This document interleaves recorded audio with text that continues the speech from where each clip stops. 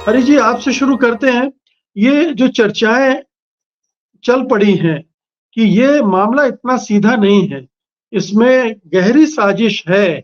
इस तरह से अचानक तख्ता पलट नहीं हो जाता है और उसका कुछ पता भी ना चले हसीना वाजिद को, जो वहाँ की प्रधानमंत्री हैं, और अचानक सेना प्रमुख आकर एक वक्तव्य देने लगे। ये इतना अचानक हुआ कि इससे संदेह पैदा होता है, और एक बैकग्राउंड भी है जो मैंने भी दिया है और उससे भी ज़्यादा मौजूद है पब्लिक डोमेन में। आपको क्या लगता है, आखिर कुछ ऐसा हुआ है? कई एजेंसियाँ वहाँ सक्रिय थीं ये सब करने के लिए? तो हर समय अनम्यूट कर लीजिए। जी, जी। एजेंसियां हर समय सक्रिय रहती हैं, हर देश में सक्रिय रहती हैं।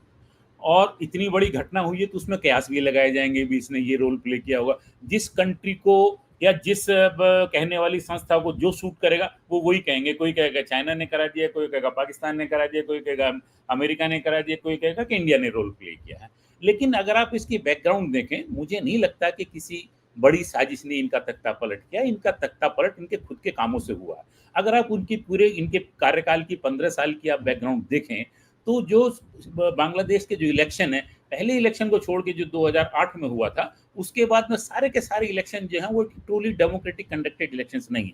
आपने उनको जेल में डाल दिया, जो मुख्य नेता थी उसकी बांग्लादेश की बेगम, दूसरी बेगम जो है बेगम जिया है। और आपने अगर आप ठीक से फॉलो कर रहे हो, अगर आप ठीक से फॉलो कर रहे हो, तो ये दो अभी अभी जो अर्ली 2024 में जो इलेक्शन हुआ था, उससे पहले तक बांग्लादेश में तकरीबन तकरीबन 20-25 हजार लोगों को जेल में डाला हुआ। वो सारे के सारे जो हैं या तो इनके अपोनेंट्स हैं या पॉलिटिकल बीएनपी के कार्यकर्ता हैं। और एक एक आदमी पे 100 से लेके 500 तक केसेस लगाए हुए हैं। पूरी की पूरी जिंदगी जो है लोगों की अदालतों के चक्कर काटते हुए गुजर जाती है। आपने डेमोक्रेटिक स्पेस को बहुत श्रिंक कर दिया, आपने जो फ्रीडम ऑफ एक्सप्रेशन उसको बहुत श्रिंक कर दिया, और जहां जिसने विरोध की आवाज उठाई वहां उसने उसको आपने जेल में डाल दिया। ये सिलसिला कोई आज का नहीं चल रहा, ये 15 साल का चल रहा है।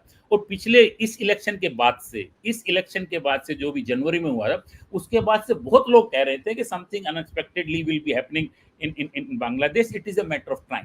वो जो ट्रिगर था, वो इस जो रिजर्वेशन का इन्होंने प्रोविजन किया, वो ट्रिगर उससे लोगों को मिल गया।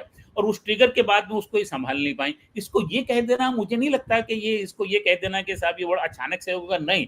हम हमारे लोग वहां जाते रहे, हम लोग पढ़ते रहे, हम लोगों ने अपने अखबार में स्टोरियां भी इस तरह की गई। ये बहुत तेजी से सुलग रहा था। इसको एक ट्रिगर की जरूरत थी, वो ट्रिगर जो था उस रिजर्वेशन से मिल गया, और वो उसको ये कंट्रोल नहीं कर पाए।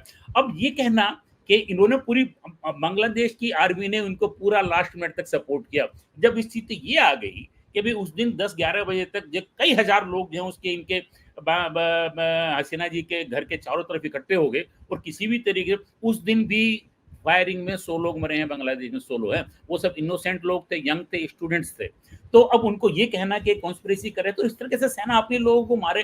भाई वो ठीक है, अपने एक रिजीम पलटने की तो बात कर रहे थे, वो आप रिजीम से खुश नहीं थे, क्योंकि इलेक्शन आपने बिल्कुल सेम तरीके से कराया। उस इलेक्शन को आप उठा के देखो, उसमें कितने पोजीशन के कैंडिडेट और कौन कौन कैंडिडेट थे जिन्होंने उसमें भाग लिया।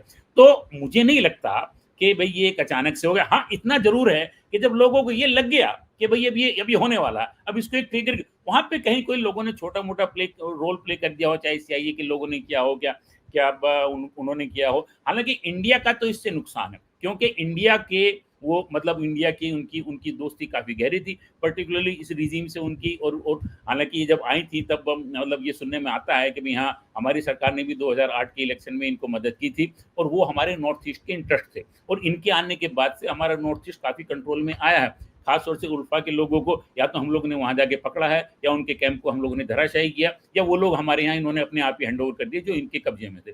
तो उसका लेके तो हमको एक फायदा है, उसका लेके अब हमको एक नुकसान भी होगा। जो दूसरी बेगम है वो थोड़ा मतलब मुस्लिम फंडामेंटलिस्ट टाइप की ज्यादा हैं, वो थोड़ा एंटी इंडिया ज्यादा हैं, तो उस तरह के तत्वों को अगर दोबारा सत्ता में आती हैं या उनकी फ्रेंडली रिजीम आती है, तो उस तरह के तत्वों को बढ़ावा देंगे, बड़ी स्वाभाविक सी बात है। तो वो हमारा नुकसान हो रहा है। लेकिन इंडिया को भी कहीं ना कहीं ये देखना चाहिए था कहीं ना कहीं अपनी अपनी ओपिनियन एक्सप्रेस करनी चाहिए थी कि अब ये डेमोक्रेसी में जो सेफ्टी वाल होते हैं, उनके सारे के सारे सेफ्टी वाल आपने बंद करके रख दिए। किस तरह की रीजन, कैसे आप हम इसको डेमोक्रेटिक कह सकते हैं? इंडिया को एक बहुत बड़ी डेमोक्रेसी होने के नाते, इंडिया को इतना बड़ा एक पार्लियामेंट्री डेमोक्रेसी होने के नाते कहीं ना कहीं पे अपने रिजर्वेशन पिछले सालों में एक्सप्रेस जरूर करने चाहिए थे वर्ल्ड के फोरम में कि साहब ये जो बांग्लादेश में हो रहा है ठीक नहीं हो रहा। इंडिया ने वो नहीं किया। वो इंडिया की मुझे लगता है कि स्ट्रैटेजिक मिस्टेक है। अब जब दूसरी रिजीम आएगी तो उनसे आपको फ्रेंडशिप करने में, उनसे ब्रिजेस बिल्ड करने में आपको थोड़ा सा समय लगेगा। तो मुझे नहीं लगता कि अचानक हुआ, ये काफी समय से चल रहा था। और मुझे ये भी नहीं लगता कि इसके सूत्रधार कोई बाहर की एजेंसीज है। जो फर्टाइल ग्राउंड एक बार तो तैयार हो गया,